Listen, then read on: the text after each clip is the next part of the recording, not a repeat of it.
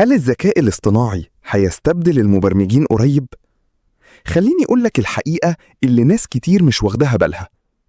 الناس فاكرة إن المبرمجين خلاص انتهوا وإن ال AI هيكتب كل الكود بدلهم، لكن الواقع مختلف تماماً. ال AI فعلاً قوي وبيكتب كود وبيساعد في حل مشاكل معقدة، بس هو مش بديل للمبرمج، هو أداة في إيد المبرمج. اللي بيحصل دلوقتي مش استبدال، اللي بيحصل هو تغيير نوع المبرمج نفسه. المبرمج اللي بيعتمد على الحفظ ونسخ الكود بس، ده فعلا مهدد انه يتشال من الصورة. لكن المبرمج اللي فاهم الأساسيات وبيعرف يفكر صح ويحل مشاكل، ده ال AI هيضاعف قوته مش يستبدله.